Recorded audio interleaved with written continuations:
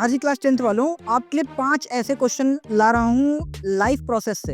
याद रखना, हम सभी जानते हैं, आप भी देख लोगे तो आपको भी पता चलेगा कि लाइफ प्रोसेस का वेटेज जो होता है ना, चाहे वो फाइनल आप अपने बोर्ड्स एग्जाम की बात कर लो, चाहे वो आप अपने मिड टर्म की बात कर लो, या फिर प्री बोर्ड्स की बात कर लो, या फिर हाफ ईयरली की बात कर लो।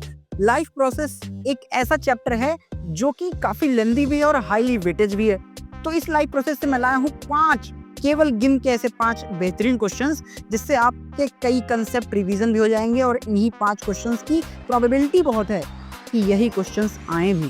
तो आप एक बार इन 5 क्वेश्चंस को जरूर देख के जाएं। स्टार्ट करते हैं इस चैप्टर में, मतलब इस 5 क्वेश्चन में। सबसे पहला क्वेश्चन है हमारा, differentiate between autotrophic and heterotrophic nutrition with an example. देखो, सबसे पहले जानते हैं कि ऑटोट्रॉफिक न्यूट्रिशन है क्या। देखो, ऑटो का मतलब होता है खुद से, ट्रॉफिक मतलब nutrition banana, process of food, या फिर फूड फॉर्मेशन में बोलूं तो कहता है कि ऑटोट्रॉफिक का एक्सप्लेन क्या है कि organisms prepare their own food from the simple inorganic substance. Inorganic substance कौन कौन से? कार्बन डाइऑक्साइड और वाटर के यूज से, सिंपल ऑर्गेनिक सब्सटेंस के यूज से, और सनलाइट की मदद और क्लोरोफिल की मदद से क्या करे, जो फूड बनाए, उसे हम कहते हैं autotrophic mode of nutrition. Example green plants and BGA यानी कि ब्लू ग्रीन एल्गी। नेक्स्ट है हेटेरोट्रॉफिक की मैं बात करूं तो अच्छा, इसमें होता है क्या, organisms depends on other organism for their food. ऐसे ऑर्गेनिज्म जो अपने खाने के लिए दूसरे ऑर्गेनिज्म पर डिपेंड करें, डायरेक्टली या indirectly. Example human, fungi, animals. ठीक है जी। अब इसको करेक्टली एक्सप्लेन आप कैसे करोगे? देखो, कह रहा है कि इसको, अच्छा ये करेक्ट, ये जो आपको मैं दे रहा हूँ ना, ये बोनस, ये करेक्ट एक्सप्लेनेशन आपको अपने बोर्ड्स में ये लिखने हैं। बोर्ड्स में ये लिखोगे ना तो कॉपी की वैलिडिटी आपकी बढ़ जाएगी, बहुत रिलेवेंट होगा, कंटेंट इनरिचमेंट है ये। देखो कैसे कह रहा है, दिस इज डिफाइंड दिस, अच्छा this is a definition plus example type का बेस है। मतलब यहाँ पे इसमें जो करेक्ट एक्सप्लेनेशन दिया है मैंने, इसमें डेफिनेशन भी है एग्जाम्पल को इंक्लूड करके, मतलब डेफिनेशन इंक्लूजन ऑफ एग्जाम्पल। तब हमें एक कोर वाली चीज निकाल रहे हैं। ठीक है, क्या चीज? Autotrophs sustain the food chain by photosynthesis. Autotroph क्या करते हैं? फूड चेन को सस्टेनेबल बनाते हैं, क्योंकि प्राइमरी प्रोड्यूसर क्या है? ऑटोट्रॉफिक ही तो है, जो कि क्या कैसे खाना बनाते हैं? By the process of photosynthesis. Photosynthesis क्या है? सनलाइट से अपना खाना बनाना। Correct. Heterotrophs depends on them. Both definition plus one clear example each is enough for full marks. समझ गए क्या? मतलब क्या, यहाँ पे ऑटोट्रॉफिक सस्टेन करते हैं, बचाते हैं, बनाते हैं किसको? फूड चेन को, फोटोसिंथेसिस करने वाले ऑटोट्रॉफर्स को, जिसके हेटेरोट्रॉफर्स डिपेंड होते हैं। इनमें दोनों चीजें, डेफिनेशन भी है और कोर एग्जांपल भी मिल गया हमें। क्लियर है? चल, सेकंड है हमारा question, write the chemical equation of photosynthesis and explain the role of chlorophyll and stomata. Confuse मत होना, क्लोरोफिल क्या करता है? लाइट को ट्रैप करवाता है। स्टोमेटा क्या करवाता है? एयर का अदला बदली, एक्सचेंज। समझ में क्या? निकालता है वेस्ट एयर O2 और लेता है अंदर important essential air CO2 for the process photosynthesis. पहली चीज तो इक्वेशन जान लो क्या है, 6CO2 + 12H2O बैलेंस करके सनलाइट और क्लोरोफिल के प्रेजेंस में 6C6H12O6 यानी कि हमारा स्टार्च आगे बनाता है, ये हमारा फिलहाल ग्लूकोज है। ठीक है जी। O2 और इसेंशियल में हमारा वाटर मॉलिक्यूल निकल जाएगा। अब कह रहा है कि रोल ऑफ क्लोरोफिल, क्लोरोफिल का रोल क्या है? Absorb the sunlight, specially red and blue wavelength. देख लो भाई डिटेल, सारे बच्चे लिखेंगे कि एब्जॉर्ब सनलाइट या ट्रैप सनलाइट। इसमें आप स्पेसिफिक अगर कर दोगे एग्जांपल, क्या स्पेशली रेड और ब्लू वेवलेंथ, अरे भाई ये क्या है? याद करो ना, VIBGYOR, VIBGYOR, VIBGYOR. Violet, indigo, blue, green, yellow, orange, red. इसमें से कौन कौन? रेड और ब्लू, रेड और ब्लू स्पेसिफिक। भाई आपकी कॉपी अलग ही दिखेगी, समझ लो क्या? And initiate the process of splitting of water and reduce the carbon dioxide. भाई देखो, फोटोसिंथेसिस में ही तो होता है। क्लोरोफिल क्या करेगा? पानी को स्प्लिट करेगा और रिडक्शन करेगा, किसका? कार्बन डाइऑक्साइड का रिडक्शन करवा देता है। ठीक है जी। नेक्स्ट हमारा role of stomata. Stomata are the small pores in the epidermis. Epi मतलब ऊपर, डर्मिस मतलब स्किन, चमड़ी। ऊपर की सतह पर जो पोर्स होते हैं प्लांट्स में, for the exchangement of gases, they are called stomata of leaf that allows the gaseous exchange. Gaseous exchange is a keyword. याद रखना, हर आंसर में कीवर्ड ढूंढता है एग्जामिनर। कीवर्ड किसकी? CO2 की एंट्री और ऑक्सीजन की एग्जिट करने के लिए। And regulates water loss by transpiration. भाई वाटर का लॉस क्यों करता है प्लांट? भाई प्लांट स्टैटिक होता है, एक ही जगह रहता, चल फिर नहीं पाएगा। हाई टेम्परेचर है, उसको टेम्परेचर मेंटेन करवाना है, क्या करवाएगा? ट्रांसपिरेशन मतलब लॉस ऑफ एक्स्ट्रा वाटर करवाएगा। जैसे हमारे में पसीना निकलता है गर्मी में, हवा लगती है, ठंडक लगता है, वैसे उनमें भी पसीना ही है वो, ट्रांसपिरेशन हुआ, निकला पानी, हवा चली, कूल हो गई बॉडी। क्लियर है क्या? एक्सप्लेनेशन इसको करेक्ट एक्सप्लेनेशन कैसे दे सकते हो? कह रहा है many student forget 12 H2O molecule. काफी बच्चे 12 H2O मॉलिक्यूल भूल जाते हैं। कहाँ पे? रिएक्टेंट के साइड में। याद रखना, सीबीएसई प्रीफर्स द डिटेल। भाई ये कोर चीज कहीं और नहीं मिलेगी आपको। सीबीएसई डिटेल पे प्रीफर करती है इक्वेशन के, that's why role are NCERT based. और क्लोरोफिल जो है लाइट एब्जॉर्प्शन का काम करवाता है, स्टोमेटा एक्सचेंज ऑफ गैस काम करवाता है। तो ये हमारी करेक्ट एक्सप्लेनेशन हो गई। याद रखना, ये करेक्ट एक्सप्लेनेशन जो है ना, ये हम आपको बोनस दे रहे हैं। मोस्ट इंपॉर्टेंट चीज। क्लियर है क्या? थर्ड क्वेश्चन है explain the process of digestion of food in human beings. Answer है पहला माउथ। माउथ में क्या होता है? Teeth break food mechanically. मैं कह दूं क्या? टीथ क्या काम करवाते हैं? Physical digestion. फिजिकल डाइजेशन का काम कौन करवाएगा? टीथ। ठीक है। और सलाइवा क्या काम करवाता है? सलाइवा में मौजूद होता है स्पेशलाइज्ड एंजाइम सिलेवरी एमाइलेज, जो क्या काम करवाता है? खाने में मौजूद स्टार्च, कार्बोहाइड्रेट का छोटा फॉर्म, या फिर मैं बोल दूं कार्ब्स को तोड़ने में काम करवाता है 60 to 65 या 70% तक। यानी कि डाइजेशन ऑफ स्टार्च, यानी कि माल्टोज यहाँ पे डाइजेशन हो जाते हैं। क्लियर है क्या? स्टमक में क्या होता है? गैस्ट्रिक जूस, HCl होता है, पेप्सिन होता है, म्यूकस होता है। देखो ध्यान से, HCl क्या करेगा? एसिडिक माहौल कर देगा। क्यों करेगा? ताकि पेप्सिनोजन कन्वर्ट हो सके पेप्सिन में। और पेप्सिन क्यों कन्वर्ट होगा? क्योंकि पेप्सिन की जरूरत क्या है? ताकि आपके खाने में मौजूद प्रोटीन को डाइजेस्ट करवा सके। देखो HCl क्या करेगा? एसिडिक मीडियम करवाएगा, साथ ही साथ जम्स को मारेगा। पेप्सिन क्या काम करेगा? प्रोटीन का डाइजेशन करवाएगा। और पेप्टोनेन अच्छा यहाँ पे देखो, पेप्टोनेन और पेप्टाइड का फॉर्म याद रखना। प्रोटीन का छोटा फॉर्म होता है एमिनो एसिड, पेप्टाइड चेन होती है उसमें। इसमें एमिनो एसिड में पेप्टाइड चेन होती है, उसमें ही तोड़ देगा, ब्रेक डाउन कर दिया फर्दर। म्यूकस क्या करेगा? स्टमक की इनर लाइनिंग को प्रोटेक्ट करेगा कि इतना ज्यादा कोरोसिव एसिड है, लगभग 2 to 2.5 pH है इसकी, कहीं इसकी वजह से स्टमक की इनर लाइन जल ना जाए। जल जाती है, इसी कंडीशन बोलते हैं अल्सरेटेड कंडीशन। ऐसी कंडीशन ना हो सके उसके लिए हम बचाते हैं। कौन बचाता है? म्यूकस की लेयर। क्लियर है क्या? स्मॉल इंटेस्टाइन का काम क्या है? Overall absorption, sorry overall digestion. जो बचा खुचा डाइजेशन रह गया स्मॉल इंटेस्टाइन में सब हो जाएगा। क्या? लीवर सेक्रेट करेगा बाइल जूस। क्या काम करता है bile juice? Emulsification of fat. कैसा होता है? ग्रीनिश येलो कलर का होता है बाइल जूस। ठीक है जी।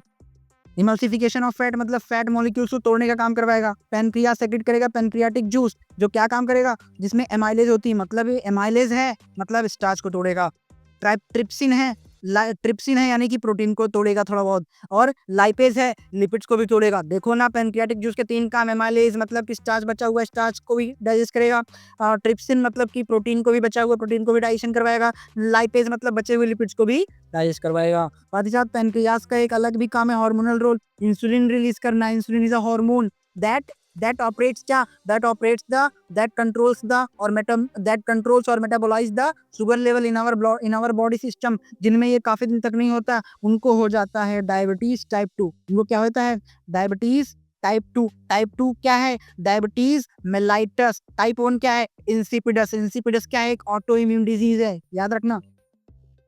इंटेस्टाइनल जूस मतलब इंटेस्टाइनल जूस को क्या बोलते हैं हम लोग? सक्सेस इंट्रिकस, जो कि कंप्लीट डाइजेशन करवाने में हेल्प करता है। जैसे कि कार्बोहाइड्रेट को ग्लूकोज में और प्रोटीन को एमिनो एसिड में तोड़ेगा, फैट को फैटी एसिड और ग्लिसरॉल में। ये सारे क्या है जो मैं सर्कल किया हूँ? Glucose, amino acid, fatty acid और ग्लिसरॉल, ये हैं माइक्रो मॉलिक्यूल्स।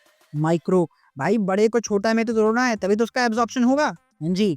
देन एब्जॉर्प्शन करवाता है थ्रू विलाई इन ब्लड। भाई ऐसी एब्जॉर्प्शन, विलाई क्या है? फिंगर लाइक स्ट्रक्चर, ऐसा दिखता है क्या विलाई? हाँ जी। क्या करवाएगा? एरिया बढ़ाएगा, एब्जॉर्प्शन रेट बढ़ा देगा। लार्ज इंटेस्टाइन का काम क्या है? सिर्फ वाटर का एब्जॉर्प्शन करवाना और फीकस मेंटेन करवाना। फीकस क्या है? जिसको आम भाषा में बोलते हो आप स्टूल। ठीक है जी। करेक्ट एक्सप्लेनेशन इसका कैसे दे सकते हो आप? इसका आप करेक्ट एक्सप्लेनेशन कैसे दोगे? एंजाइम के नाम लिख दो, उनके फंक्शंस लिख दो। डोंट राइट डाइजेशन अकर्स, ये मत लिखो। आपको क्या नहीं लिखना है? आपको डाइजेशन अकर्स नहीं लिखना है, आपको एंजाइम का नाम और उसके फंक्शन इंक्लूड करना है। स्टूडेंट यहाँ पे क्या करते हैं, student must like link the, अच्छा स्टूडेंट को करना है कि यहाँ पे सबस्ट्रेट, जो आपका सबस्ट्रेट है, एंजाइम है और प्रोडक्ट है, तीनों को लिंक करके दिखाना पड़ेगा। This is the core and most important part, ठीक है जी। Diagram of alimentary canal is often asked for this, इसके लिए आपको डाइजेशन एलिमेंट्री कैनाल का डायग्राम भी बनाना के लिए कह सकता है, एक्स्ट्रा मिल जाता है डायग्राम्स, याद रखना। क्वेश्चन नंबर 4 है, what is double circulation in human beings, why it is necessary. Definition क्या लिखोगे डबल सर्कुलेशन की, the process in which blood passes through the heart twice to complete a cycle, called double circulation. मतलब ऐसा process जिसमें blood 2 बार heart में आए, called double circulation, given by William Harvey. याद रखना, कोई नहीं लिखेगा गिवन बाय विलियम हार्वे, आप लिख दोगे आपको एक्स्ट्रा मिल जाएगा। क्लियर है क्या। पैथवे, पहला क्या है, पल्मोनरी सर्कुलेशन, पल्मोनरी वर्ड लग गया, मतलब ये लंग्स से रिलेटेड है, पल्मोनरी, पल्मोनरी सर्कुलेशन, ठीक है। राइट साइड ऑफ हार्ट में होगा, लंग्स क्या करेगा, यहाँ पे ऑक्सीजनेटेड ब्लड डालेगा, किसमें, back to the left side of heart. Systematic circulation, left side of heart में होगा, बॉडी टिश्यू में ऑक्सीजनेटेड ऑक्सीजन डिलीवर होगा और CO2 कलेक्ट करके उसे back to the right side heart में उसे भेज दिया जाएगा। इसकी मैं डिटेल वीडियो बनाया हूँ, प्लीज जाके देखना, 2 मिनट में मैंने वहाँ पे सिस्टमैटिक और पल्मोनरी के बारे में बहुत मस्त बता रखा है, ठीक है। यहाँ पे एक बात बड़ी गजब की है, बच्चे ध्यान नहीं देते। देखो आर्टरी का काम है ऑक्सीजनेटेड ब्लड कैरी करना, वेन्स का काम है डीऑक्सीजनेटेड ब्लड कैरी करना, ठीक है। लेकिन एक बात याद रखना, इनके आगे जैसे ही कुछ सफिक्स लग जाता है ना, इनका फंक्शन अलग। मान लो यहाँ पल्मोनरी लग गया, पल्मोनरी आर्टरी, तो पल्मोनरी आर्टरी का काम होगा डीऑक्सीजनेटेड ब्लड कैरी करना। पल्मोनरी वेन लगा दूं मैं, तो अब ये ऑक्सीजनेटेड ब्लड कैरी करेगी, पहले क्या थी, डीऑक्सीजनेटेड। क्लियर है क्या, फंक्शन अलग हो जाएगा जब इसमें कोई सफिक्स लग जाएगा, एक तरह का ट्रिक समझो। नेसेसिटी क्या है, जरूरी क्यों है double circulation, it keeps oxygenated and deoxygenated blood separate. जरूरी इसलिए कि ये ऑक्सीजनेटेड और डीऑक्सीजनेटेड ब्लड को अलग अलग करके रखता है और मेंटेन करवाता है high efficiency of oxygen supply. भाई ऑक्सीजन की जब सप्लाई बॉडी में ज़्यादा होगी, जब ऑक्सीजन की सप्लाई बॉडी में ज़्यादा होगी तो हमारी बॉडी में ऑक्सीजनेटेड रेस्पिरेशन होगा, मतलब कि हमारे पास एरोबिक रेस्पिरेशन होगा, और जब जब एरोबिक रेस्पिरेशन होगा तो हमारे में सबसे ज़्यादा एटीपी बनेगा और प्रोसेस होगा कहाँ पे, माइटोकॉन्ड्रिया, जो कि क्या बोलते हैं, पावर हाउस ऑफ सेल। कितने एटीपी, 38 एटीपी। क्लियर है क्या। Essential for warm blooded animal, हम मतलब लाइक ह्यूमंस, हमारे वार्म ब्लडेड एनिमल की बहुत जरूरी है कांस्टेंट एनर्जी मिलना। टेम्परेचर रेगुलेट करवाने के लिए, एक्टिविटी करने के लिए हमें क्या करते हैं, हमें क्या करना पड़ता है, रेगुलर एनर्जी की रिक्वायरमेंट है, यानी कि एटीपी की। नेक्स्ट है, जस्ट अ मिनट, इतनी बात क्लियर है क्या। चल क्वेश्चन नंबर 5 है, compare aerobic as well as anaerobic respiration with equation. देखो एरोबिक रेस्पिरेशन जो होगा उसमें ऑक्सीजन की रिक्वायरमेंट होगी, एनारोबिक में ऑक्सीजन की रिक्वायरमेंट नहीं होगी। साइट कहाँ पे होता है एरोबिक रेस्पिरेशन, एरोबिक रेस्पिरेशन होता है माइटोकॉन्ड्रिया में और एनारोबिक रेस्पिरेशन होता है साइटोप्लाज्म में।